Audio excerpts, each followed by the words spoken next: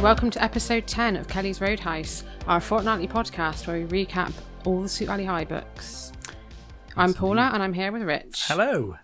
And we're on book number 10, Wrong Kind of Girl. I know. I can't believe we've reached book number 10. I know, double figures. Yeah. So this one, we've had a few comments when we said we were recapping this one from people saying, on Instagram saying they found it hard to read, and that it's quite an upsetting one. Yeah, there is I guess a bit of a trigger warning with this one. Bullying and that kind of stuff. Yes, definitely. Yeah, it's quite serious subject matter, and we've found stuff to take the piss out of. Oh, of course. and I mean, I think I said to you, and we'll get there, but it was like I was really pleased with how sort of seriously they took the subject matter up to a point, and then it all just went completely off the rails. Yeah. But I was like, oh, they're actually dealing with this quite seriously. I did not like the ending. No, I was not a fan of the ending. We'll get to that later. Yes, yeah. So the cover, it's a sort of an off-white pink. I don't know. Yeah, it's kind of an off. It's or like is my book just really dirty? A beigey pink. It's been up in my parents' attic for years. It looks pretty clean. I think that's just the color. It's like a beigey pink. And we've got a picture of a very upset-looking Annie Whitman with a very devious looking, smug, mean, bitchy looking Jessica behind her. And of course Jess is in her Sweet Valley cheerleading outfit. Yeah. And Annie is tellingly not. Yeah, and Annie's got a lot of makeup on because she's a trollop. She's got heavy eye makeup on. And Annie is actually, well, a lot of blogs on the internet seem to think that the cover model is based on Courtney Cox. Yeah. And I don't think it's confirmed to be true, but I think it pretty much is true. Well, I looked at the blog you sent, and the Bryn's evidence is pretty serious. I mean, it looks exactly the same. Yeah. And she modelled for other books as well. Yeah. So we found this info on brynsbookblog.com. I don't know if Bryn is a listener. I'll put a link in the Bryn, YouTube if you description. Are.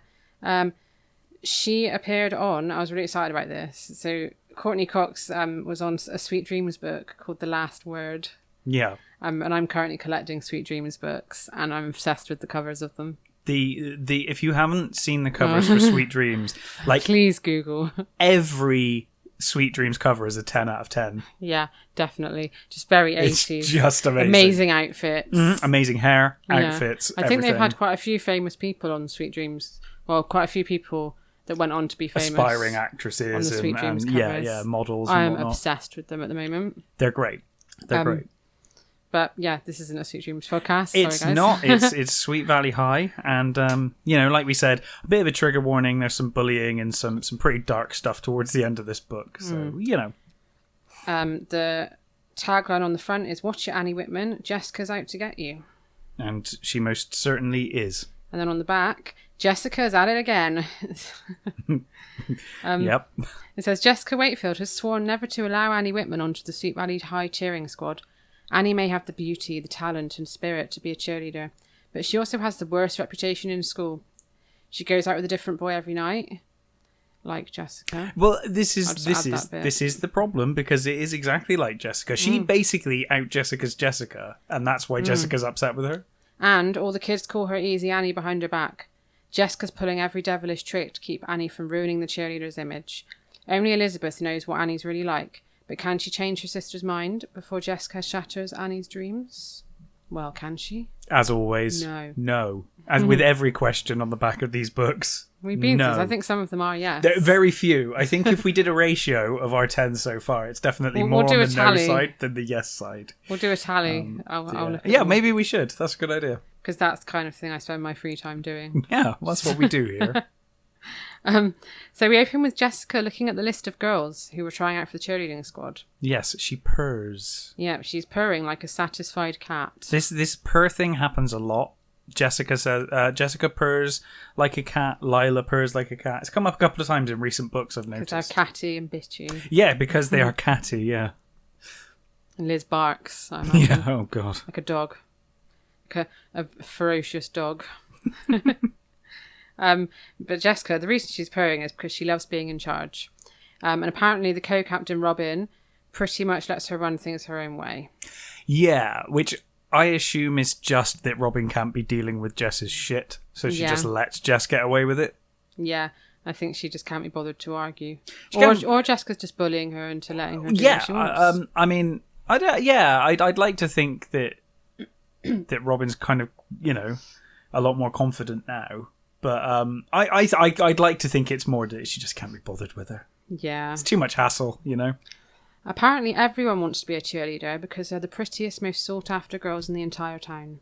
Okay. The entire town. Yeah, there's a lot of the entire town in these books. It's always the whole town. The cheerleaders are Robin Wilson, who we're reminded is the current Miss Sweet Valley High. Yeah. Helen Bradley, Jeannie West, Maria Santelli, and of course Jessica. 5'6" with a crown of glorious sun-streaked blonde hair. Of course. Sparkling blue-green eyes. In this book, we don't get a description of Liz. She's just not worth it. Just, we only get a Jessica one in this book. She's the same, only boring. She doesn't have the sparkle. No.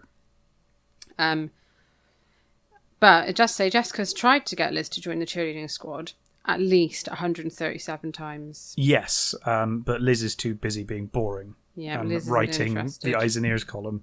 Mm-hmm. And it says her eyes and ears column was witty, funny, and always on the mark, but never cruel. Well, I beg to differ, because remember, was it 2 books ago, when she was trying to use it to split up Ken and Susan? Oh, but that was after her traumatic head injury. So anyway, Jess is babbling on to Liz about the cheerleading. Yes. She tells her there are only 2 spots to fill. Yes. But there are 75 girls trying out. 75 How big is their year group? Applicants. Yeah, that's a lot of... That's like the entire year of girls, right? I guess they're all trying out. Yeah. I guess it would have been in our school, maybe Valley's big school. It's a big school, yeah. And Liz reminds her she's already promised one of those spots to Cara. Yes. So Cara, honestly, when I read this, I was a little disappointed because we're told that Cara and Lila basically did the unthinkable. I guess what was a tradition, but is no longer allowed. They sabotaged the opposing team, didn't they? The opposing team's cheerleaders, the Palisades.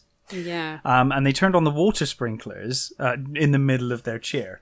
Now, I read that, and I thought, I want to read that book. Yeah, this could have been a good B plot. That was amazing. I would have loved to have read that book. I want to read the book about Lila and Cara doing that. It sounds like something that would happen on the TV show. Yeah, 100%. If Cara was in the TV show, of course. Yeah. Which is a problem. A problem I have with the show anyway. But yeah. I have a lot of problems with the show. Yeah. But I do love it. It's great. Awful, but great. But Jess says Cara will have to try out like everyone else. Right. Sure. Sure she will. Yeah. She looks through the list of names and she starts squealing. The nerve. The absolute colossal nerve. Annie Whitman has signed up. Yeah.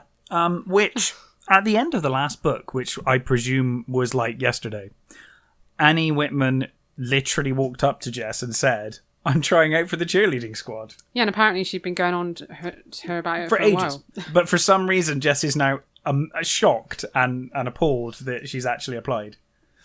Well, Jess thinks she didn't think she'd be brazen enough to actually try out. Why not? Yeah, she's literally said it. Especially when it's clear that she's unaware of what people are saying about her as well. Like, why wouldn't she? Yeah.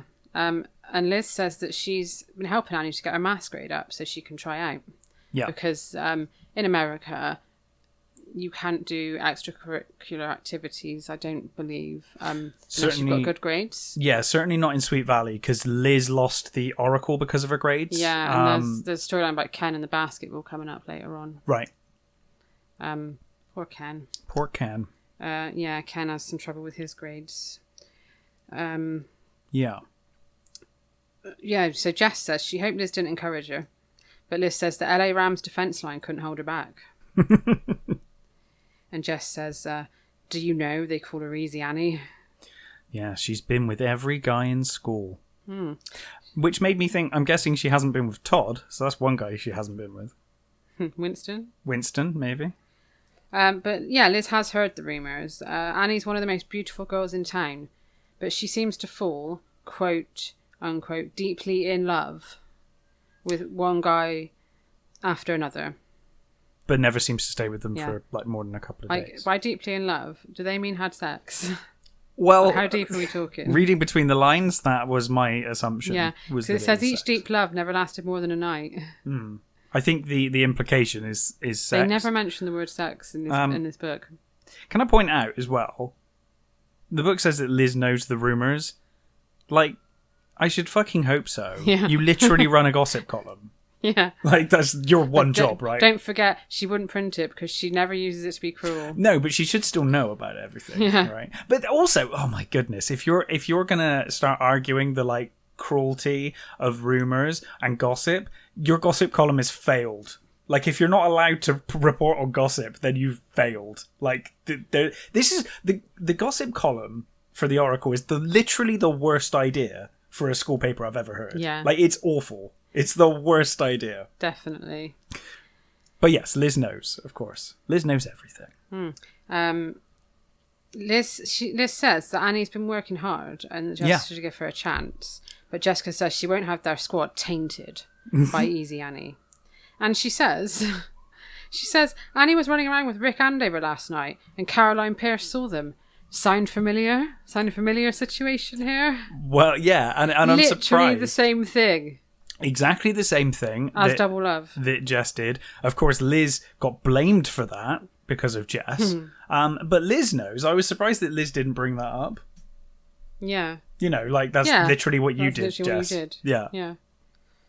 But Liz says that Caroline was at home last night studying. Sorry, not Caroline. Annie was at home last night studying for an important math test. And Jessica says, we'll see. I think Jess says that she certainly wasn't studying in Rick Andover's hot rod. And then Liz hopes that the sharp-eyed, evil-minded Caroline is wrong. It's a bit harsh. Yeah. I wouldn't say she's evil-minded. No, It's a bit of gossip. She's not been evil-minded in any appearance I've seen her in. She just likes to gossip. It's not, like, malicious. No. So that day at school, Elizabeth finds Annie crying because she's failed the math test.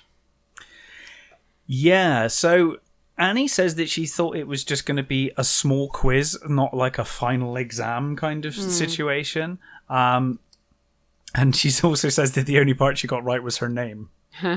She tells Liz she should have stayed home and studied, but Rick came over to show her his new souped-up 1955 Chevy that he calls the Campbell's Special. Yeah. That went over my head. I don't know what souped up means. I know Campbell's is a soup, but I don't know what souped up means. I don't think it's Campbell's soup they're referring to. I think souped up means that, you know, it's been modified to be faster or bigger. I don't know, you know. And Annie says she has to make the squad or she'll die. Well, yes, and she might mean that quite literally. Yeah. She says she feels worthless. Yeah, this was really sad. She feels worthless and that she sometimes wonders if it's all worth it. And Liz tells her that she's the most beautiful girl at Sweet Valley. And it's like, that's not what she was talking about. What your worth is based on. No. Like, you're not worthless, you're beautiful. Yeah. Like, you can be beautiful and worthless. Yeah. That's not really what she was looking for. You can be ugly and worth something. Yeah. I mean, saying, like, you know, Annie, you're worth a lot to me and people at this school. It's quite friends, telling that's the first thing Liz says. Yeah, like how shallow are you? That's the first place you go. You're a kind person, or you know, the first thing she says is how beautiful she is. Yeah, yeah. And then Annie says that boys like her, but girls are often jealous and unfriendly. And she says she has to get her maths grade up. Yeah, yeah. So the next day, Liz goes over to Annie's mum's apartment to help her study. Yes, she's hoping that Jess won't find stupid. I hate this bit. Well, yes. So she's hoping that Jess won't find out because Jess will consider it high treason if she finds out that she's helping Annie, because of course, Jess doesn't want her on the squad. Yeah. So if she fails her maths grade, as you said, that'll be the end of that. She won't even get to the tryouts, which I think is what Jess is hoping for at this point. Yeah. And then when Liz gets to the apartment, Annie treats her like royalty. Yeah. She's like going on and on about how grateful she is to her. And she's really intense. Proper intense. She's like literally I think at one point she says like, oh, this means so much to me. And Liz is like, chill out. And she's like, this is literally saving my life. And Liz is like, well, it's not really saving your life. It's just a maths test. And she's like, well, with the tryouts coming up, it is literally saving my life. And Liz compliments the apartment, but she's secretly just judging it. I know. This is why I got annoyed with this bit. She's just judging everything silently. This is Elizabeth in a nutshell. This is why I always say Jess is a shark, and she's honest about being a shark. She's just is, right? Liz is the same. She is a shark. She's just as shallow, just as nasty as Jessica, but she just manipulates and she makes out like she puts on this facade of being nice.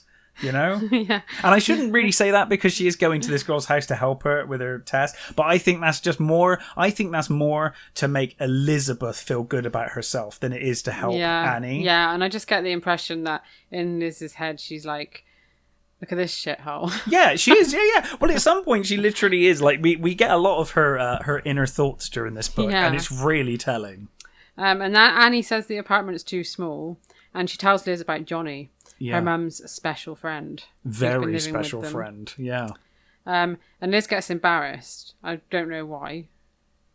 Maybe she's embarrassed that, like, her mum's with someone she isn't married to. Or something was the impression I got, It's like alien to Liz. Anything out of the traditional family model. Yes. Like two parents, they're still together and a massive house and, like... That's it. It's got to be perfect, and anything outside of that, like you said, is So Liz starts feeling embarrassed, and then Annie shuts up, and she says to Liz like, "Oh, I don't want to waste your evening talking about myself." And I found that really sad because it's like Annie has no confidence at all. Yeah, and when I started to realise she literally has none. She has none, and also Liz knows that she doesn't really have any friends in school. She knows what people are saying about her behind her back. So it's like, if this girl wants to talk. Maybe talk. Yeah. Maybe she wants some friends. So Liz says to Annie that if she wants to talk, she's a good listener. Yeah, right. So, this is the best part. So Annie tells Liz that she's lonely, and she pours her heart out to her about her mother having her at 16, her dad walking out on them. Yeah. She asks Liz if her parents are still together. And Liz feels guilty and thinks about how fucking amazing her family are. And feels guilty about that. Yes. First of all, yeah. And the way she describes her dad. Yeah. She was so proud of her tall, dark-haired, good-looking father. Oh, yeah. That is a weird thing to say about your own dad. Or think about your own dad. Yeah. And Liz feels bad and she wishes she hadn't asked. I know, yeah, so she is like, oh, if you need anyone, Annie, I'm a really good listener. And then Annie actually is like, thank you, I don't have any friends or anyone to talk to in the world, so I'm going to tell you my problems. And immediately Liz is thinking, I wish I hadn't said that now. Yeah, she just can't handle real problems, basically. Yeah, like I just said that to appear like a nice person. I'm not actually a nice person, so... And then Annie continues and she... tells Liz about how her father used to show up demanding money. Yeah. And once he was getting physical with her mum, like violent, and Annie tried to break it up, and he threw her down the stairs. And again, Liz just like gobsmacked. She has no idea what to say. Yeah, I mean, Liz cannot believe, I think, that she's met someone with real life problems. Yeah. Not the kind of fake problems that Liz and Jess generally have. Yeah. It's like this is a person from a broken family with real, history with abuse and like horrible people, and Liz in her perfect life in her perfect house, and And he talks about her modelling, because apparently she's done some modelling. Yeah. And she says they made her look like she was about 18 or 19. And they treated her like an adult, but they didn't really care about her. Boys don't respect her. And she feels that if she becomes a cheerleader, she'll finally gain people's respect. Yeah, yeah. So she's like putting all of her worth. Yeah, we start this. to see why it's so important to her. Why cheerleading is so important. She's trying to turn her life around, and I think she sees the cheerleading as the end of that, that goal. I felt so sad on this bit. So did I. I also noticed, again, I'm really bashing Liz at the moment. Sorry, Liz fans. Liz, as soon as Annie says about the modelling, Liz is like, oh, I heard you were a model. I heard you were really good. And that's great. And then Annie's sort of talking about it. And Liz's first reaction is like, all that attention must have been terrific. That's like her first thing she says about it. And it's like, no, not really. That's not really the point. Again, that's where Liz's brain immediately goes. Is like, oh, attention. Yeah. And Liz tells her that there are other hobbies out there that are just as important as cheerleading. Yeah, she's realised that Jess is never going to let her on the squad, so she's just like, I need to try to steer you away from this. And Annie's like, oh, of course, the Oracle. Yeah. And she tells Liz that she must be a genius to write like she does. Oh, this really annoyed me. She bigs up Liz's writing so much. She's like, you must be some kind of absolute genius. Yeah, not from what I've read of the column. No, well, we've had actual quotes in here, haven't we, from the book column. before? It's so shit. yeah. And Liz asks Annie if she's got much time for dates with all the studying she's been doing. Secret, like she's just judging again in her head. Yeah. She's just wants gossip and she just wants to judge. Yeah.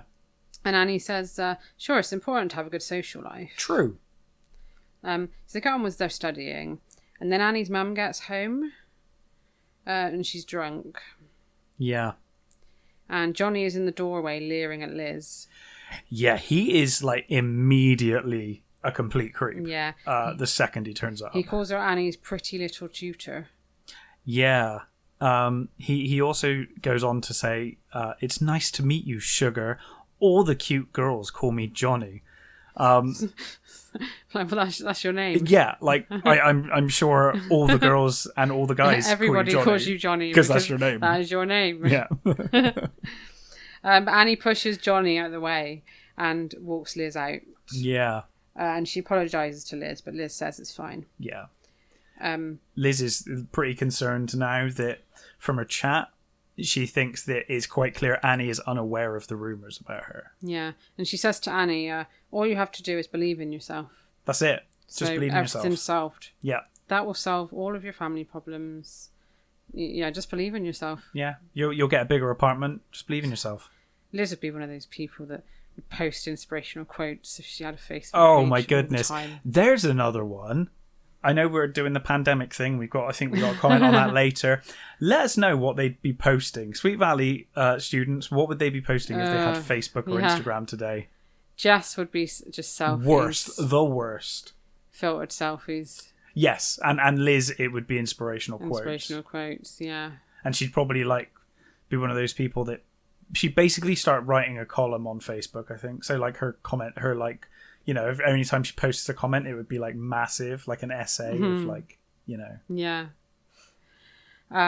So at the Wakefield's house, Jessica is on the patio and she's drilling Cara on all of the cheerleading moves that she needs to know. Yeah, she's basically like, this is exactly what we're going to test you on. So if you get this right, you're in. No worries. And she says to Cara she is guaranteed to get in. Yeah, she pretty much is like, you're getting in. Don't worry about it. And then Stephen comes home and Cara turns red because she's had a crush on him for years. Yeah, I had no idea. And Jess says one of these days, she will fix them up together because she thinks that Cara will be better for Stephen than that Trisha. Yes. Trisha. She believes that any Martin is a bad Martin, right? And then when Cara leaves, Stephen tells Jess that there's been an accident. Yeah. This bit's a bit pointless, actually. Well, I thought this might be leading up to the next book, so I didn't know. I think it's just generally getting the idea out there that the Martin family are trouble. Actually, I think one of these things is a bit for later. So yeah, he says that there's been an accident, and that Mr. Martin has hit someone with a car. Yeah. And apparently he's in jail for drunk driving for a few days. Yeah, I wasn't quite sure. I mean, I don't drive, but I thought you'd get more than a few days in jail. For hitting someone while drunk, Yeah. I would have thought so, yeah. But apparently it's only a few days in Sweet Valley. But she does, so he says, like, you know, I've got to go and phone her. And he obviously heads off to speak to her. And Jess is convinced, it says, that Trisha will cause Stephen grief and heartache one day. Which I thought was foreshadowing, because I believe there is grief coming up. Oh boy, there is definitely grief coming up. But presumably not in the way that Jess is thinking. Not in this book, though. Yeah. Yeah, there's some Trisha-related grief coming up in a couple of books' time. So, back to the gym on the day of the cheerleading tryouts. Yes. And 75 girls are running around squealing. Of course they are. Jessica blows a whistle, and she stands on a fucking bench and starts shouting her mouth off. I can with a megaphone. totally imagine this. Yeah, she loves it. Yeah. She introduces all of the cheerleaders, and everyone applauds, like, oh my god, they're so amazing. Yeah, like, oh my god, I want to be on this squad, so I'm going to cheer and clap. I don't think that they think they're amazing at all. They're just like, let's clap and be happy, because that might get us on the squad. And then Liz is there as well to cover it for the Oracle. Why does she cover everything? Well, I because thought they there have was a sports editor. I was going to say. Pfeiffer. So John Pfeiffer has always been the sports analyst, but for some reason she's always there anyway. I'm sure she's covered, like, in books we've read, like games and stuff as well. Yeah, she has. Like, yeah. She covers everything. Yeah. Yeah, it's weird. She just seems to always be there, even though it's John's job. Yeah, I don't know. She's dragged Enid along, who, like, really just couldn't care less about this. Well, Enid questions why she's there, and Liz turns around and just says, "Quiet slave." Did she actually say that? Yeah, she actually says that, and then she laughs and makes out like she was joking, but she literally says, "Quiet slave," and then laughs, and she's like, "Oh my god." But basically, she says "quiet slave" and then jokes and then makes out like it was a joke and says, "Well, you're here." It was a joke. Yeah, it's just what you really think, Liz. Yeah. And she's like, "Oh, you're here to talk to me about something other than cheerleading because cheerleading's boring." But it's like, well, Liz, you decided to do this bloody column. Like, you're here to write it, so you know, why have you got to drag Enid along? Poor Enid. Well, actually, no, not poor Enid. She brings it on herself. Yeah. Jessica introduces the heart and soul of the squad, their manager, Ricky Capaldo. Poor Ricky. He's small, dark and shy, and he's not what anyone would call handsome. I know, I saw that. I was right? like, oh, that's nice. Pretty harsh. But apparently he's got warm brown eyes, which I guess makes up for the fact that he's not handsome. Yeah. He's ugly, but he's got warm eyes. He's got warm eyes, so that's fine. Jess says, like, tells the girls not to rip his clothes off, which apparently turns him fire truck red. And she tells the girls 25 of them will go through to the semi-finals. Yes, yeah. So each one steps forward and does a little routine. Some of them are just shit, basically. Cara sails through. Of course. But Annie is absolutely amazing. Yes. And she adds on some extra fancy moves as well, which no one else does. Yes, some complex moves are added to the cheer. Yeah, she has some like special flourish that makes her cheer extra special. And she gets a massive round of applause. Yeah, doesn't she finish with a backflip as well? Yeah. It all sounds amazing.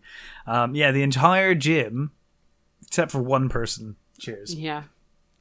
And Ricky goes to collect the score sheets, and as he passes Annie, he says, "Great going, Miss Flashdance." Yeah.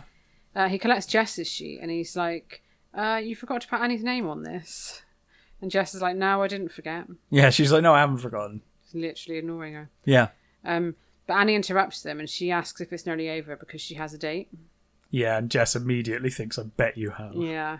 And then Annie walks over to Tim Bradley, who's at the in the stands, and he's Helen Bradley's brother. Yeah. Who's one of the cheerleaders. And apparently Jess has been interested in Tim herself. So this is just going to piss her off even more. Yeah. And Jess asks Helen if she cares that her brother's running around with the school tramp. Yeah. And Helen says that she's heard the rumours. But of course, Jess says they aren't rumours. You know, it's true. It's not rumours. It's all fact as far as Jess is concerned. And Liz is just watching all of this. Yeah, she's kind of like feeling concerned, awkwardly staring over at Jess. I feel like that happens a lot. Like Jess is trying to live her life in the horrible way that she treats people and lives her life, and Liz is always just in the background, just staring at her like a bit of a weird stalker. Yeah. And the next day, Ricky is swamped by females. Yeah, he's feeling the pressure because he's pinning the list of finalists onto the bulletin board. Yeah. Several of the females start hugging and kissing him, including Annie. She rushes over to Liz and tells her that she made it, and she asks Liz if she can help her to study again. But she says, we can't do it tonight because I've got a date. Yeah, and of course that leads Liz to make the assumption and ask, for the Oracle, can I say that it's official between you and Tim? But Annie says she's not interested in seeing Tim again. And Liz marvels at the swiftness of Annie's romances. So basically, she thinks Annie's a slut. Yeah. Yeah. They've worded it like that. Pretty much. And that doesn't help. What doesn't help, I should say, is what Annie says next. So Annie tells Liz that she's got 2 dates that night. I mean, that is no slut shaming here, but that is a bit much. Yeah. She says, I've got a date with Billy and Rick. Yeah, she's going to the Dairy Burger with Billy, whoever the fuck that is. Who knows? And then after, she's going for a late swim at the beach with Rick Andover. Yeah. Yeah. And Liz tells her that she's a wonder. You're a wonder. That is, yeah. That's not something someone's nan would say. You're a wonder. But she dresses like someone's nan. So. Yeah. And then Liz prints in the Oracle that Cara Sandra Bacon... My favourite name in Sweet Valley right now is Sandra Bacon after reading this book. Cara, Sandra Bacon and Annie are the favourites to get into the squad, and Jessica's furious about this. Yeah, she's absolutely fuming that Liz would print that she's one of the hopefuls. Liz tells her that everyone thought Annie was terrific. Yeah. And Jess says, sure, all of her boyfriends. Which she says would be about 200 of them. She said, well, there's 200 people right there. They should have said 137. Yeah, I know. They missed the mark here. They missed that. Yeah, they did. And Jess says that Helen's onto Annie now as well because she lived up to her nickname with Tim. Yeah. It's like, well, does Tim get no flack for this then? Because if she slept with Tim, I'm assuming that's what they're saying. Yeah. He slept with her too. Well, I mean, yeah, it seems like the boys of Sweet Valley get away with anything they want. I mean, look at Bruce. Rape. Bruce is past, and he still gets away with it. He's still accepted and loved by most of the girls. Very sexist. They are, yeah. At school on the lawn, Annie rushes over to Liz and she tells her that she got an A in maths. Wow. And she wants to nominate Liz for Woman of the Year. And again, she just goes way over the top about it. Yeah, but then I think Annie's seeing Liz as like her one friend. She's going a bit over the top because she's excited. She's got a friend who's helped her. And then we get a bit of Liz's thoughts. Liz is recalling her last visit to Annie's. Yeah. This bit's terrible. So the doorbell had rang when she was at Annie's, and it was Mrs. Jorgensen. Well, yeah. So the situation, as I was reading this flashback, is that Annie and Liz are studying or tutoring. Liz is tutoring Annie, and then there's a tutor. Yeah, and then the doorbell rings, and for some reason there's an old lady. And the old lady's lost her glasses. Yeah, she's our neighbour. She's their neighbour. She's not just a random. Well, I don't know because maybe I missed that bit. Cause I was reading it. She's their elderly neighbour. Oh, okay, sorry. Because I was reading it, I was like, so then this random old woman turns up, and then she's like, "Oh, I'll go help you find your glasses." And I'm like, "Where does she even live?" Like, she's like, okay, but it says she's an elderly neighbour. Okay. And she begs Annie, like you said, to help her find her glasses. She found her way next door. Yeah. So Annie pops out to help Mrs. Jorgensen found her glasses. Yeah. While she's gone, Mrs. Whitman comes home. Oh no. And she says to Liz, she doesn't know why Annie bothers with that loony old lady, but that's my Annie, so sweet and generous. I've always encouraged her to be kind to everyone. And Liz thinks, yeah, I bet you have. Yeah. What a bitch. Liz is just awful. So uncalled for. Yeah. And then Mrs. Whitman asks Liz if she's been friends with Annie for long. And Liz thinks, well, no, Liz actually says. She says, well, I wouldn't say we're friends. Like, how fucking rude. Yeah, I know. It's awful. It's actually awful. Even if you did think that, why are you just telling her mum that? But yeah, so mean. She says like, oh yeah, we're not good friends because Annie's a year younger. And she says that as an afterthought. Yeah. It's like, an afterthought. Yeah, so it's like her excuse for not being friends. Like she says they're not friends, and she realizes what she said, and then she adds that bit in. Yeah. And then Mrs. Whitman says she's never met any of Annie's friends, and she asks Liz if Annie's popular. And Liz thinks, oh boy. Yeah. So Liz says that she thinks she is, whilst basically thinking because she's a slut. Yeah. And Mrs. Whitman is relieved, and she says that her schedule doesn't leave her much time for Annie. And then, I fucking hate this bit. Liz thinks to herself, well, my parents are busy. I know. But they always have time for me and Jess. It's like, yeah, your parents are a two-parent household. Two-parent household. B, we're 10 books deep into this series, and they don't spend a lot of time with you. They are never good there. Point, actually. They are literally never there. Yeah. And when they are there, you're doing the cleaning and the cooking and everything for them. Yeah. So, anyway, like back to the present. It was weird that bit, isn't it? Yeah, it just cut cuts back to the past. It's like, why didn't you just put that like 2 paragraphs before? Yeah, that confused me with my notes because yeah. I had to go back when I was writing. I was really confused as well. Yeah, so that was in Liz's head. Yeah. And then back to the present. Liz tells Annie that she's proud of her. And Annie says, nothing will matter if I don't make the squad. Yeah. So that night, Liz heads to the beach disco with Todd. We have a dance. Yeah, she wants to let loose on the dance floor. Yeah. And there's a new band playing. I know, I couldn't believe it. The droids, where are the droids? Yeah, got a night off. They have. There's a band called the Surfers Waves. Yeah. Playing hot tunes. And Jessica's there with Skip Harmon. Who is Skip Harmon? I don't know. Oh, okay. I thought you might be like, oh, he comes in later or something. But anyway, he's a senior. Yeah. She is wearing a black and red striped top. Yeah. Like Dennis the Menace. And her shortest skirt. Right. Slut. Yeah. Oh, no. Not if Easy it's Jessica. Not if it's Jessica. That doesn't count. And then Annie arrives and she catches everyone's attention in a slinky outfit. A skirt that has a slit almost to the top of her thigh. And she is with Bruce An Patman. attempted rapist. Yeah. She's with Bruce Patman.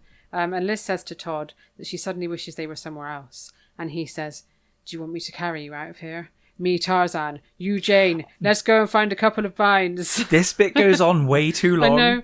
They're so cringy. They are. In every book, there's a cringy Liz and Todd bit, and I love it. Oh, it's great. Yeah, it's great. But this bit goes on for ages as well. Does. It goes on way longer than it should have. Yeah, she tells him vines are her least favourite form of transportation.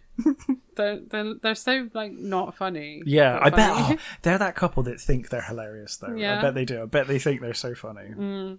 And he asks her what's wrong, and he says, it's Jessica, isn't it? She's in some kind of trouble, and you're going to bail her out again.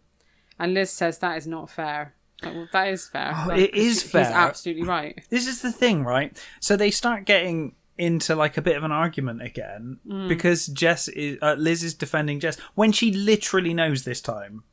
Yeah. Todd is absolutely right here. 100% right. Yeah. Jess is absolutely being horrible. Liz knows it, and yet she still defends him. I love Todd in every book at the moment, apart from one of them. Only one. There was only one where I got angry with him. I can't remember which one it was now. For me, it was when he took Enid for a ride on the bike. Oh. But I got over it. No, there was another one where I thought he didn't. Oh, he wasn't. He did say if. No, actually, no. He was nice to Robin, wasn't he? Yeah. He was nice. He was like the only person that was nice to Robin the whole way through. Oh, it was when he was with Patsy. That was it. Oh yeah, he did go a bit overboard with Patsy. The sun cream incident. And, yeah. And like, what's wrong, Liz? I'm only just spending loads of time with my ex-girlfriend. Yeah, it's like, fine. I don't understand why you're upset. What's the problem? Yeah, that's the only thing Todd's done wrong for me. You're right. But yeah, usually he's very good.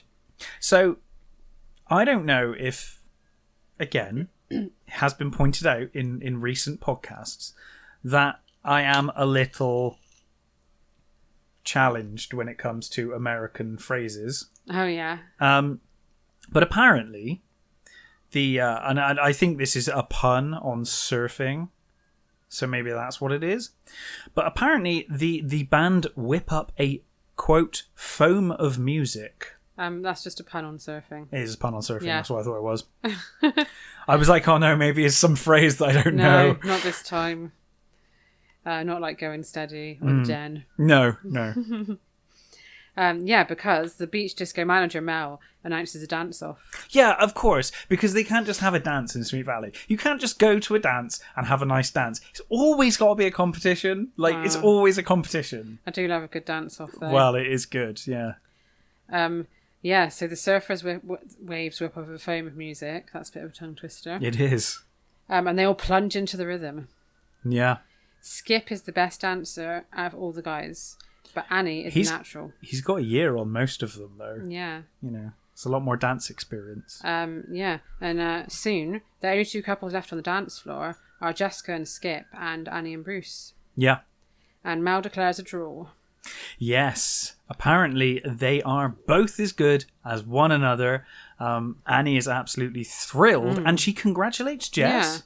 Yeah. And Jess apparently smiles for the crowd, like, you know, like really fake, like she's happy. But inwardly, she is seething. Says she gives Annie a look of pure ice. Yeah. And then all weekend, Jessica's making it clear to Liz that she's disgusted at Annie's showy performance. Yeah, yeah. And she'll never be a cheerleader now. So, no. Like she was going to be before. Yeah, I know. Yeah, like she had a chance before. And you can't be a cheerleader. You're too good at dancing to be a cheerleader. Well, Jess says that Annie made a total fool of herself. I don't see why. No, I don't see why. Other than turning up with Bruce Patman, but then you know, Jess has got a history with Bruce as well. So. Yeah. So is Lila, and so is Cara. So is most people. Yeah. Well, actually, and Liz. Yeah. They've all been able to go on him. And Liz says Annie's a terrific dancer. And Jessica says no. Double no. Triple no. 1,000 times no. Easy Annie is not acceptable. Oh, wow. She should have said 137 times no then. Yeah, they keep missing it. Yeah. And Jess says she's sure Annie won't be prepared at the semi-finals anyway, as she's been out with a different boy every night. She's been out with Rick Andover and Bruce, exactly like you did. Yeah, I mean, these books don't seem like they're that far apart, and Jess has certainly dated like a different guy in every book. So now she's with Skip, whoever the hell that is, and I'm guessing he won't hang around long enough to become a character, so we can probably safely assume she'll be dating someone else next book. Yeah. And later on at the Oracle office, Jessica walks in and she hands Liz a list of the 8 finalists. Yeah. And Liz is like, well, the tryouts haven't even happened yet. But Jess says, I'm just doing it to help you. I want to help you meet your deadline. Yeah. But again, like, I'm only doing this for you, Liz. Yeah. But Liz doesn't have it this time, and she says she won't accept the list until after the tryouts. Yeah. But then they leave. Annie dashes in, though. Oh, sorry, I thought they left. And then they bumped into her. So Annie dashes in, yeah. And it's all, the gig is up. Yeah, she says she passed maths, and she thanks Liz for all of her help in front of Jessica. My God. Then she dashes off again, and Jessica is furious. Yeah. She calls Liz a traitor.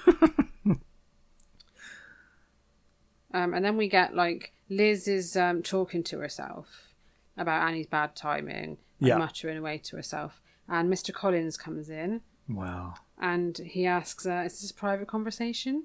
Yeah. Now, the book, I don't know if you've got this, the book describes Mr. Collins, and it says that apparently Jess once said that Mr. Collins makes the other teachers look like they shop at Salvation Army. Yeah. Because it says, Liz would have been embarrassed if it was any other teacher, but not Mr. Collins, with his tall, slim build, strawberry blonde hair, and his well-cut sports jackets. He could always be counted on to see the kids' side of things. Yeah. So he asks, what's got his star reporter talking to herself? And she says, I don't know if I should tell you. But then she does tell him. Yeah, I can't tell Todd, but I'll tell you. Yeah, which kind of half tells him, but she leaves out the names and the details. Actually, she tells him in this really fucking vague way. She should have done it like she does her Oracle post and been JW. Yeah, there's some tryouts for the CL squad. Yeah. She tells him, well, this is really vague. I've written down what she says because it was just fucking ridiculous. She's like, I'm trying to help someone get something that's good for them, but someone else doesn't want them to have it.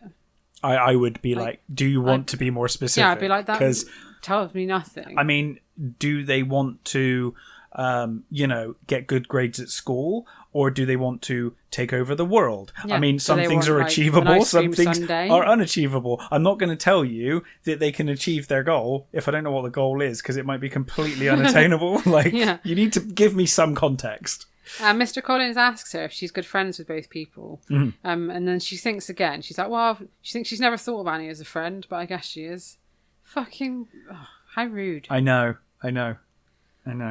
And he tells her the best thing she can do is be a good friend to both of them and not get involved. Yeah, that's the advice that Liz needs for every book. Don't get involved. She's not capable of not getting involved, is she? No. She has to be involved in everything. Yeah, apparently so. And then complain that she's involved. Yeah, it's like, oh no, how did I get into this Yeah, situation? I know, every time. Yeah. So then everything actually is just her getting involved, complaining that she's involved. Todd asking her what's wrong. She lies and says there's absolutely nothing wrong. Which then leads him to think says, I can't tell you. Which then leads him to think that it's about him and that there's problems. They have with an their relationship. argument. Yeah. And then they have some cheesy makeup. Yeah. But so at the tryouts. Can I just say? Yeah, go ahead. I was just going to say. Just wanted to point out, after he gives the advice, Mr. Collins then inappropriately plays with Liz's hair. Oh, really? Yeah. Just wanted to put that in there because it bothered me. It's like, why? It was the same as that bloody doctor. It's like, what are you doing? That's not appropriate behaviour. Mr. Collins has always been inappropriate. I know. Well, it gets turned around on him in the next book. I hear. Yeah. We'll get to that in 2 weeks. We will. I cannot wait. I love the next book. Oh, good. I'm excited. I absolutely love it. I'm excited. So, at the tryouts, Cara and Sandra sail through, of course. And then Annie's up. And she's the only girl carrying pom-poms. So she's actually got her hands on a pair of pom-poms and brought them with her. Yeah, and we know that she's from, a reasonably poor, low-income family. She might have saved up for this. Yeah. She's gone to a lot of effort here. Yeah, no one else has got pom-poms. Exactly. She's sensational and everyone's really impressed. But Jessica's sure that she's got everything arranged. Yeah. Because all week she's been shit-stirring. She's been telling everybody that Annie's not their type. But then when Ricky tells them the final 8, Annie is in there. She's top. Yeah. Ricky is starting to realise he's falling for Annie. Jessica feels her toes getting red, her body getting red, and then her head getting red. Because she's so angry. Yeah, she's so angry that it starts in her little toes and works its way. The anger just rises. Yeah. Heat rises, right? So yeah. And then she explodes. Yeah, like scanners. And Ricky's starting to develop feelings for Annie, and he's realising this. So the next day in Spanish, he slips Annie a congratulations note. Yeah. And she shrieks and she grabs him and she dances around the hallway with him. Yeah, she's again very over the top. Yeah, she does sound quite irritating, to be honest. It's a bit much for me. Yeah. But she feels confident, liked and admired. Yeah, she's got the things that she feels she was missing in life. And she tells Liz she's feeling better about herself lately. She feels respected and that she's going to cut back on dating because she was only doing it to fill the empty feeling inside. Yeah. But she's realised that boys aren't always the answer and that she's made a lot of mistakes. And then it says, Liz decided to let that one go by silently. Yeah, I know. Like, that's so big of her. Thanks, Elizabeth. That's really nice of you. And later at the Dairy Burger, Enid is telling Liz that she feels they haven't talked much lately. And Liz And Liz eventually, after Enid saying for ages, for about 2 fucking pages, Enid's like, what's wrong? Liz is like, nothing. And Enid's like, I know there's something wrong. And Liz is like, no, there's nothing wrong. And that goes on for fucking ages. Can you imagine how painful it would be to go out for food with Liz Ugh. when you know that something's wrong? And you're like, I know that by the end of this meal you're going to have told me, but I have to sit here and play this fucking game over and over again for like the next 2 hours before you finally tell me. And it would be something that's got nothing to do with you or me. Yeah. And that goes on and on. Yeah. And then she eventually tells her about Annie. And Enid says that Liz just needs to be there for Annie. Yeah. She also says... pointless conversation. She also asks Enid if she knows about the rumours, and Enid quite rightly just says, calls Sweet Valley High Rumour Valley High. Which I was like, yeah, she's absolutely right, because that's all that ever happens in this school is the rumors, the constant rumors. They come out of nowhere, they're unfounded, they're usually false, but they get started and everyone believes it, and that's the end of it. Yeah, it's like it's fact now. And meanwhile, Jessica's taken Helen to Casey's to talk to her about Annie. Serious talk. Yeah, she says that Annie's been strutting around with Bruce Patman and Rick Andover. Oh my god, the nerve. And that if she's on the squad, people will assume that they're all the same as her. Yeah. So she asks if Helen will vote for Cara, and Helen says, yeah, definitely. And then Jess brings up Sandra Bacon. Sandra Bacon. Wink. And Helen says that Annie's better than Sandra, but Jessica says, well, if Sandra gets 3 votes, she can beat Annie. And it's all in Helen's hands. Yeah, because she's basically she mentions the other girl, I forget her name, but she basically just says, well, that other girl's gonna just do whatever I tell her to do. So if you agree with me, then that's enough votes. Yeah. So Jeannie's best friends with Sandra. Okay, that makes so sense. She's obviously going to vote for Sandra, and everyone's going to vote for Cara as a given because she's an ex-member and she was really good. And she was literally taught everything they needed for the tryouts before the tryouts. Yeah. So basically, Helen's vote is going to decide. And she forces Helen to promise her that she's going to vote for her Sandy. Yeah. Even though Helen's not really keen. She doesn't seem too convinced. No. Yeah. Meanwhile, Annie is noticing Ricky. Yeah. But he gets tongue-tied every time she speaks to him. He's too shy. Yeah. Annie asks Liz for advice, but she begs her not to put any of this in the eyes and ears. And Liz says, I won't do that because we're friends. Yeah. You're friends with her. You're actually officially friends now. And Annie's like, oh my god, I can't believe a Wakefield twin wants to be friends with me. It's like, whoa. She's like, I can't believe you want to be my friend. Oh my god. The good news is that a Wakefield twin wants to be friends with you. The bad news is it's the rubbish Wakefield twin. Yeah. And then later on, Elizabeth and Todd are at the Wilkins house watching a movie. Yeah. Mrs. Wilkins is making them dinner. So you won't get that at the Wakefield's house. No, I know. Yeah. She's actually Todd's cooking. mum actually doesn't use Todd as a slave. No. And then Todd asks her what's on her mind. Oh, this shit again. And you can guess the reaction. Yeah, nothing. And then he actually tells her that he's worried that she's like cheating on him. Yeah. Or like thinking of another guy. Yeah. And you'd think at that point she'd be like, okay, I need to tell him what's wrong now. No, she doesn't. But still, she doesn't tell him. She basically just says, no, it's not that. And but I won't tell you and I'm not going to tell you what it is. Yeah. And then he asks if it's something to do with Jessica, and she just flips out and calls him an insensitive jerk. Yeah, even though, like, he's right. And he's right again. Yeah. He's absolutely right. And they start having a row, and Mrs. Wilkins comes in and tells them to keep it down. Yeah, I can't remember what she's got in the oven, but she's like, this food won't cook itself. So they calm down, and the tension gets broken. And then he tells Liz that he's on her side, and again he's like, "I understand, I love you." Yeah. Whatever. Yeah, and they make up, but Liz says that she still can't tell him, basically. Yeah, and he's like, "Okay." For no reason. Then. What's going to happen if she tells him? I know. He's the most trustworthy person in the whole of Sweet Valley. She's always hiding things from him. There's literally no need to hide from him. He has never once broken her trust. He has never once lied, to our knowledge. So, like, he's the perfect person to tell. Why wouldn't you tell him? Yeah. She just does, like, she just, for some She's reason. always doing this. I know. And it annoys me so much. So, meanwhile, something strange is happening to Ricky. Oh my God. All of his attempts at studying are being sidetracked by love songs. And Who could it apparently, be? he's got in his head, I Can't Smile Without You, going around. Oh. He's falling in love with Annie. Yeah. And he's terrified. And he also thinks that she's falling for him too. He suspects something is going on. But of course, shy Ricky is, he's terrified. And also he's worrying if all the stories he's heard about her are true. Yeah. At the cheerleading finals, the girls have been given real cheerleading outfits. Short red skirts and white SPH sweaters. That is my dream. Yeah. My dream outfit. The dream outfit.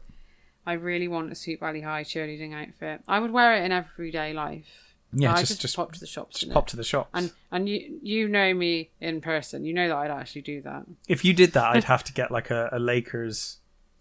Oh, no. A Lakers sleeveless top. Primark have got the Lakers range at the moment. There you go. We're halfway there. In the UK, we have Primark, really cheap store, and they have Lakers stuff at the moment. Yeah.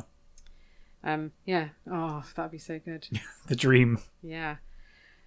So Sandra's up first, and she is flawless until the very end when she falls on her ass. I literally have written down completely falls on her ass. So That's have I. exactly what I put. Yeah, so surely she's ruined her chances now. Yeah. The other 5 girls are okay, but Annie gets better with every move. Yeah. Annie is perfect. Yeah, Maria and Robin think she's great, but Jess smiles a knowing smile at Helen and Jeannie. Yeah. So they all agree. Cara. Cara gets in. And to be fair, I know Jess was tutoring her personally, which is another thing I liked about this book, is that they're both tutoring someone. Liz and Jess are both tutoring someone. They're trying to get help pass things in their own way. They're very similar. They're both pretty in different little directions. tutors. They're both pretty little tutors, as Johnny would say. But they both agree. They all agree Cara is the best, and she has been consistently the second best, right? Yeah, Cara deserves her spot. Yeah. But what to do about Sandra and Annie? So Robin says that Sandra is a klutz. Yeah. Because Jess and Jeannie are trying to sway them towards Sandy. Yeah. Sway Robin and Maria towards Sandy. But they're not having it. No. And then Jessica says there's a lot of stake here and the cheerleaders have to be examples. Obviously, alluding towards Annie will taint us. Oh no. Yeah. Ricky speaks up for Annie. He does. And he's really shy as well. That must have taken a lot. He's finally had it. And everyone turns to look at Helen. Yeah. Pressure's on Helen. The pressure is on. Do the right thing, Helen. Helen admits that Annie was amazing. Yeah. And she votes for Annie. Yeah. And Jessica says, everyone will think we're all like Easy Annie if she gets in. And if she's in, then I'm going to quit and you need to choose me or her. Yeah. Now, I was hoping the whole squad would just be like, fine, bye, Jess. Piss off. Because Robin is like Miss Sweet Valley High, head of the squad. Fine. Yeah. Bye. And then we can have Sandra in the squad as well anyway. Yeah. Because you won't be there anymore. It's fine. But no, that's not what happens, no. clearly. They're all like, no, you're the heart and soul of the squad. Yeah. So, back at home, Liz asks Jess who she voted for. And Jess says she voted for Pat Benatar. And then Alice and Ned come home with some exciting news. Yes. Which you don't find exciting at all, do you? You were getting annoyed at this. Well, reading this book, we discovered there is no B-plot to this book, really. Yeah, it's really odd. It's just this one story. But then occasionally, about 3 times in this book, they stop all the momentum in this story and break the narrative up just to tell us about what's going to happen in the next book. I find it exciting because I'm really excited about this. Yeah, well, you've read the next book. But only because I've read the next book before. Yeah. So the exciting news is that they're having a house guest. And Jessica says, like a rock star? Like, why would you think that? If your parents said to you, we're having a house guest, you'll be like, oh my God, is it a rock star? Steven Tyler. Yeah. And Alice says, no, it's not a rock star. It's Ned's old college roommate. Sorry, not his roommate. That would be weird. It's Ned's old college roommate's daughter. Yes, Suzanne. Yeah. Suzanne is their age, and Ned says that she's very beautiful. Mm. Why would you say that about your friend's teenage daughter? They're all inappropriate in this. I don't know why. Yeah, it is really weird, isn't it? She's from New York City, and she's also lived in Paris and London. Oh my God. And she's going to stay for 2 weeks. But it gets weirder. Yeah, there's more. One of the twins is going to get to go to New York City for 2 weeks. And one of them will stay in Sweet Valley. Yeah. Why? Because for some... It doesn't tell us. Bizarre reason, these two families have agreed to do a daughter swap. Yeah. I can't remember if in the next book it goes into more detail about why, but I don't think it does. Kind of hope it doesn't, because it's really bizarre. I'm just like, okay, you're just going to swap your daughters. That's really unfair as well. Like, yeah, one of you's going to get to go on a holiday to a really amazing city. One of you's just got to stay here. Well, look, let's be honest, Liz and Jess.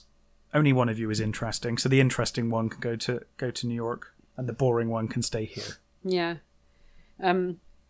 Jessica says that Liz is already more sophisticated than her, so she doesn't need to go to New York.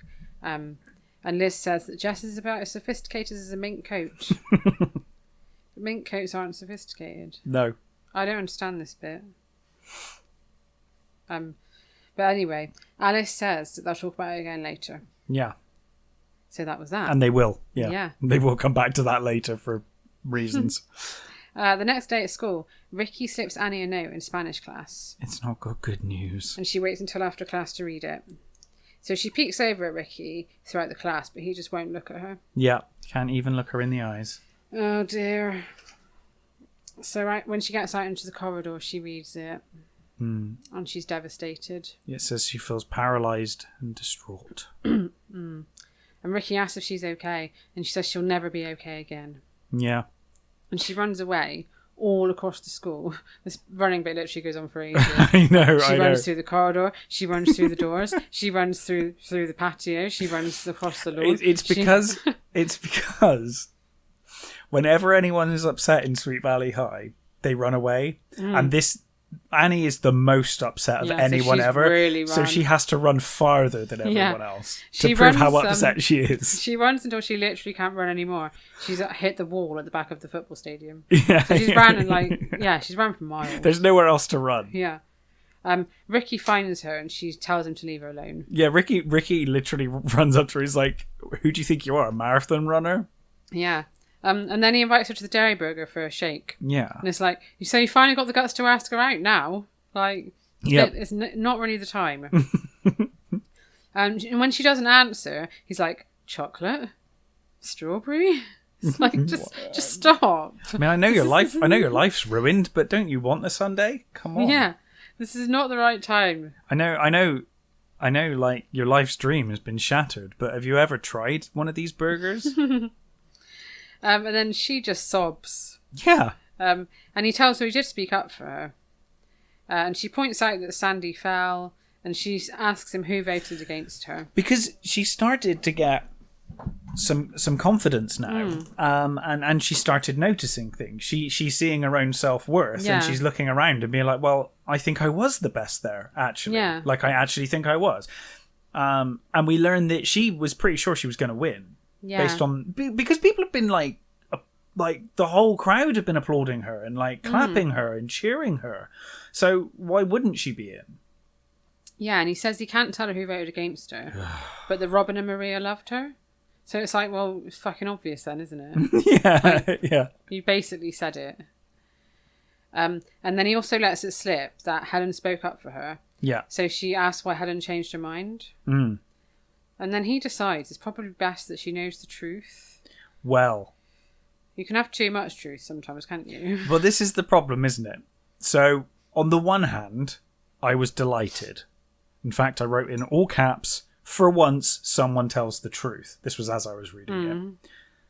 But then he goes too far. Yeah, you don't have to be So quite I as was harsh like, as he you didn't is. have to go this far, Ricky. I appreciate that you're the first person in a Sweet Valley High book to tell someone the truth, Yeah. but you didn't have to go Could have been into... a bit more tactful. You could have used some tact, yeah. Yeah. He tells her like everything Jessica said, about her being easy and stuff.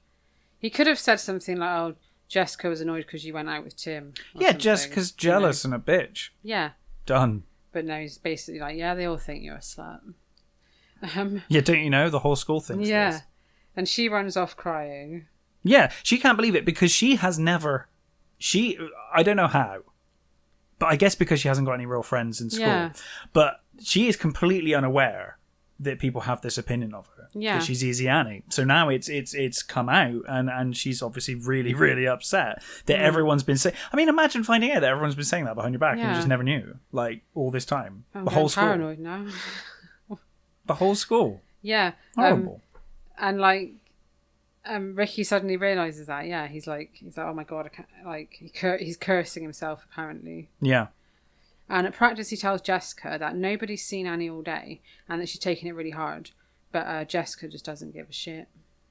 Again, I've literally got written here, but Jess doesn't give a shit.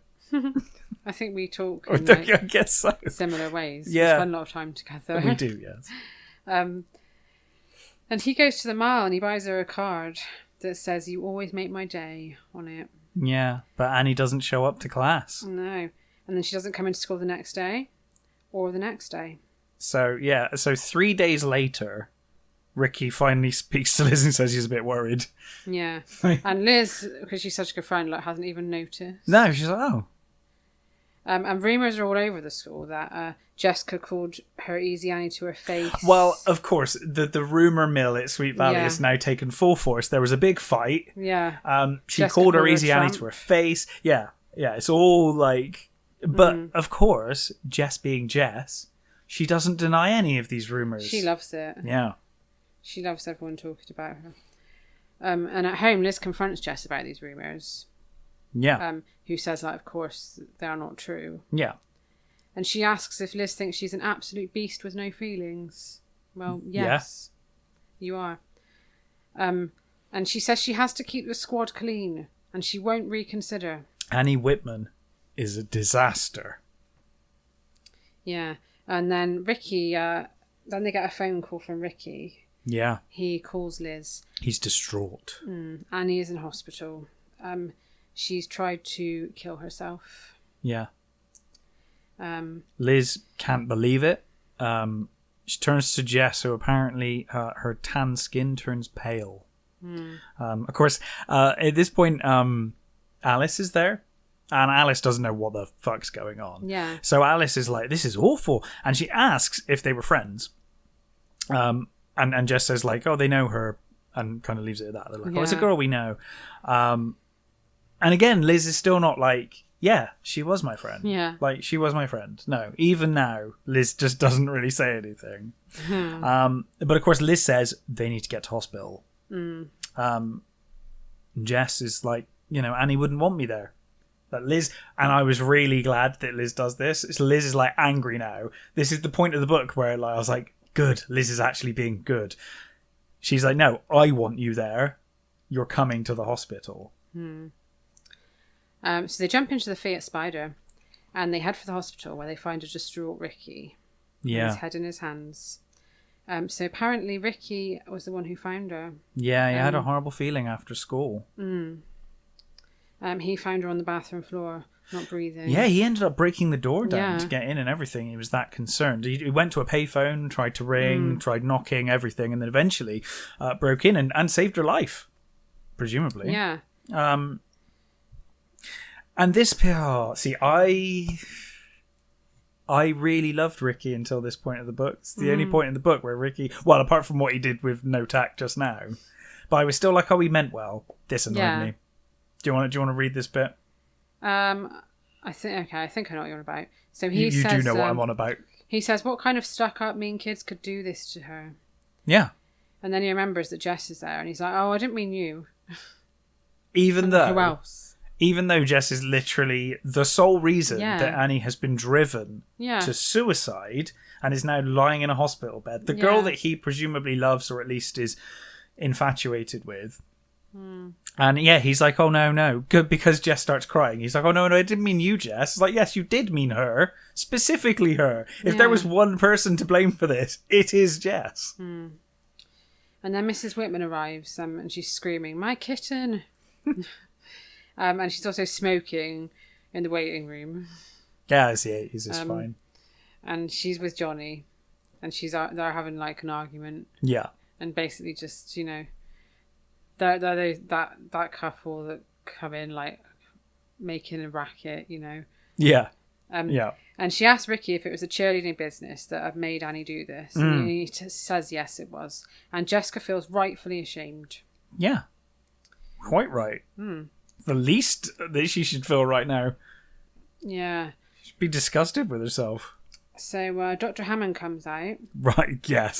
So we get a new doctor here. Well, it says that the twins expected to see Dr. John Edwards, who of course because helped. there are loads of doctors in the hospital, I'm assuming.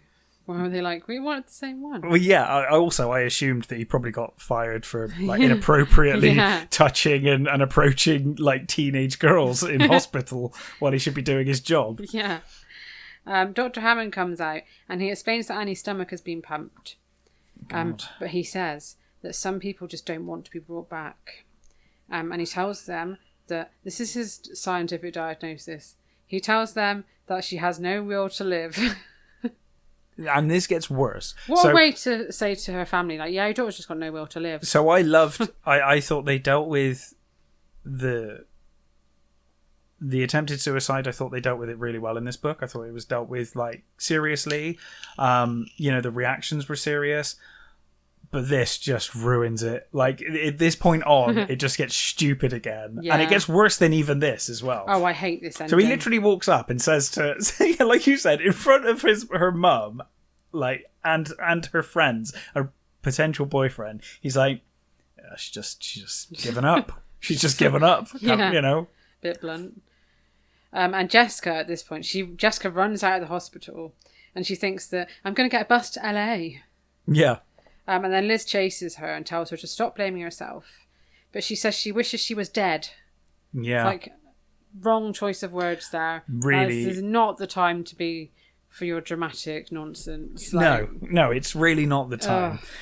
Liz says that Jess is her favourite sister, which I thought was, it's like, well, she's your only sister, which also makes her your least favourite sister as well. But fine. And like, Jess is making this all about her. Of course, it's Jess. Yeah, even now. Yeah. And she says she didn't know how badly Annie wanted to be a cheerleader, and it's like, you did know. Fucking did. Yeah. So they go back inside. Jess doesn't get a bus to LA, unfortunately. No. And what she does do is she tells Dr. Hammond everything, and she explains that it was all her fault. And Dr. Hammond, using the latest in scientific technology, and medical practice, says that it says in like paragraph 5, page 356 of the medical science journal, that you should tell her she's back on the fucking cheerleading squad, and that will probably cure all of her problems. And it will reverse the effects of the drug overdose and all of the damage that's been done to her internal organs as a result of the drugs coursing through her body. Yeah. So, Jessica spends all night talking to Annie. And of course, bear in mind, this worked for Liz as well. Yeah. This has worked in the past in Sweet Valley. Yeah, apparently Dr. Hammond... This fucking hospital. I know. Dr. Hammond lets them stay past visiting hours because he knows that their words might mean the difference between life and death. That's science. It's science, guys. Solid science. So Jessica talks to Annie all night, telling her that she's the 8th cheerleader and how much they need her. And it works. She wakes up. The end. Catch you next week. It works. Of course it does, because it's Sweet Valley. Yeah, so when she wakes up... It gets even worse. The first word she says is, Jessica. For fuck's sake. Now, maybe... Not like, she doesn't ask for a mum or anything. She doesn't ask for a mum. She also... Yeah, Or her new best friend, Liz. I know. She could have called for Liz. But she thanks Jessica for saving her life. And it says Jessica feels wonderful and I invigorated. couldn't believe what I was reading. I know. This book built up a lot of goodwill for me, and it destroyed it in the last 20 pages. Mrs. Whitman comes in and she tells Annie that Johnny is history and she's going to make more time for her from now on. Yeah. And which then is good. Annie tells Ricky and Jess that she doesn't need to become a cheerleader now because she has something better. And it should have ended there. Should have fucking ended there.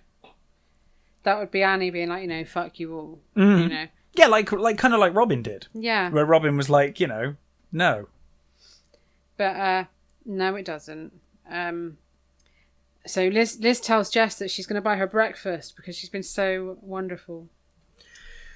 And then that afternoon, Jess and Ricky go back to the hospital and they give Annie a Sweet Valley High cheerleading sweater. Mm-hmm. I'm so jealous. I want a cheerleading sweater. And then they tell her to go to the window. Yes. The cheerleading squad are all in the car park and they perform a special Get Well Annie cheer for her. Mm. So yeah, Annie is on the squad. Yeah, I was Jessica's a hero. I was really hoping that Annie would wake up and just be like, I've realised my own worth. I don't need to be on this squad. Or they kick Jessica off and make Annie co-captain. Yeah, or Jessica quits and says, you can take my job as captain because I've been so awful to you. That would never happen. No, I know. Yeah. So yeah, that's it really. Ends quite abruptly. It does. We finish on like some more talk about New York. Suzanne. And Suzanne. Yeah.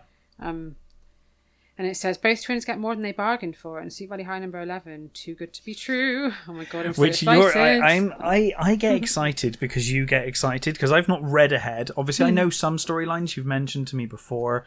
Like I know broadly about the Trisha stuff with Stephen you've mentioned before, but I've not read any of these books, so when you get excited I get excited because I know it's going to be a good one. Yeah. Oh, I haven't read any of these books for a couple of years, and I remember there was one I was excited about, and then when we read it I was like, it's not that good. I can't remember which one it was, but I think I like the next one. Okay, if I remember correctly. Well, I'm intrigued. I think it's a good one. But what did you think of this book overall? I thought it was really sad. Yes, I thought it was really sad. the ending was absolute bullshit. Yeah, I thought it was... I liked it, though. I liked it a lot. I thought it was sad. And I thought... I appreciated that they took it all really seriously until the last, 30 pages, and then they just threw it all out. It was like the Liz thing. I was really impressed with how seriously they took Liz's accident. Yeah. But then in the next book, within, 20 pages, it was all that goodwill was, thrown out the window, and, just talk to her and she'll be better. Oh, just tell Annie Whitman she's on the squad and she'll get better. Yeah, and Liz pissed me off all the way through this, pretty much. Liz was... I won't say she was as bad as Jess, obviously, but she was so judgmental. And we get a lot more in this book. I think it's because there's no B-plot. They just had the full time to focus on the twins. And you really see, you get a lot of, Liz's thoughts in this book. And she's awful. She's so awful in this book. Yeah, Claire Phillips Hill on Instagram said that this book is horrific. It really is. And the haunted outfit, she reckons Annie looks like Brittany Murphy on this cover. Yeah, okay, I can kind of see that. Yeah. Kind of. I can't actually, but... and then... we also had some comments about our Racing Hearts episode. Oh, okay. Where we were saying about the pocketbook. We were like, why would women always carry around a pocketbook? Yeah, which we thought was a notepad. Yeah, but apparently Katie on Facebook and... Claire Phillips Hill again, and I think about 4 or 5 people pointed this out, that it's actually a handbag or a purse. That that makes sense now. That entire exchange makes so much more sense now that we know that, so thank you. Please continue to let us know with these Americanisms that we're not aware of. Because I know I'm quite bad for that, but that's interesting. That does make so much more sense now. Because Jess was making fun of him for maybe having a pocket book of his own, and I was like, well, why does that matter? Yeah, why is that funny? Why is that fair enough? Lots of people have notepads in offices, but of course now it makes sense.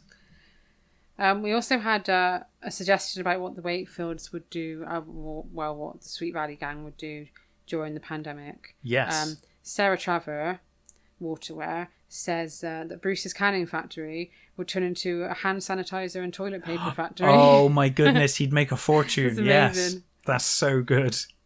Because a lot of factories actually have done that, haven't Yeah, they? yeah, and Bruce's family would be totally... I think one of the distilleries in Bristol, where we live, that made gin, actually turned into like a hand sanitizer. And now they're worth factory during millions. The pandemic, yeah. Yeah, they made more money than they ever made out of gin. Yeah. No, I don't know, but yeah. So that was the suggestion we have for that. Any more, please let us know. That's a really good suggestion. We've also had some exciting packages this week. Yeah, we have. In the post. So we've got the Sweet Valley Twins Super Summer Fun Book. I'm really excited. I haven't actually looked inside that one yet. No, it's got exciting things in it, such as Elizabeth telling you how to make a face mask, I think. Okay. They're telling you how to plan a party. Jessica tells you how to start up a club. Oh. So on the next Casey's episode, we're going to read some snippets out of that. Which, of course, will be next week. Next They're Monday, pretty funny. our next Casey's episode. Might actually read a bit of it out every week for the next few weeks. Every couple of weeks, sorry. Yeah. Yeah, sounds good. Because there's quite a lot in it, and I think it is quite funny. Mm. And today, we got the Sweet Valley High Quiz Whiz cartridge. Which, I don't know if you guys just find that in Goodwill all the time, but over here, the Quiz Whiz is easy to get. Yeah. Really easy to get. But the Sweet Valley High cartridge has been an absolute nightmare. We've been looking for that for, I don't know, no exaggeration, like a year and a half maybe. Yeah. Looking every day. Hasn't come up once. Or if Yeah. it has, it's come up and been sold immediately. So really happy to get that. It's got 1,001 Sweet Valley High questions. Yeah, and I think it's time to quiz you. I think it's time to quiz you. Me? Yeah. Okay. Well, maybe we should film that and Yeah, make I that think happen. like Friday night, get a few drinks and film you and see how much knowledge you've picked up in the past 10 books. I am up for this. We'll put that on Instagram. Okay, let's do that. Because obviously I would know everything, so it'll just be boring. Okay. Apparently someone said on Instagram some of the questions on the quiz was wrong. Well, you'll know, so... Well, hopefully. Yeah, and we also got... actually, I'll save that for our Casey's. We're going to do an Olympic special. We are, of yes, Casey's, but we'll we talk will about announce that next week. on Casey's. Thank you for the support for Casey's, by the way. It seems a lot of people want us to do twins, which is great. Yeah. I loved the first one. Can't wait to do the next one next week. Yeah, I'm enjoying twins way more than I expected. Yeah, I wasn't sure because obviously it's very different. But it's great. It's so much fun. I love doing Kelly's Roadhouse, but I'm also really enjoying doing Casey's now. I'm glad we're weekly. It's fun. Yeah, and they're totally different kind of vibes, aren't they? So, Very different, yeah. Yeah. It's also been good because it's made more sense to me. Like Caroline Pierce was mentioned a lot more in Twins, and now she's back in this book. And it's like, oh yeah, I can see, there's more history now. I'm getting like the older history as well. It's good. Yeah. Cressida Allen on Instagram said she can't wait for you to be introduced to Amy Sutton when she comes back to Sweet Valley High. Reintroduced to her, yes, yeah. That's is that soon? Or is that ages away? I think it's quite a while away. I'm not sure. Okay. I think it might be around book 30. I can't remember. Okay, so we've got a little while, yeah. I might be wrong. But yeah, I'll be all up on Amy Sutton by then. Yeah. So, we will see you either... well, we'll see you next week, of course, for hopefully Casey's. See you next week for Casey's, yeah. Please follow us on Instagram, Kelly's Roadhouse, or one word, if you don't already. Yeah, and we will be doing the Quiz Whiz on Friday. Yeah, we always post lots of book related stuff and podcast related stuff. And yeah, let us know any feedback or anything you want to say, really. Just anything. Yeah, just let us know. Join us for a chat on Instagram. Yeah. So we'll see you next week for Casey's, or in 2 weeks' time for Kelly's Roadhouse. Absolutely. Thanks for listening. Bye. Bye.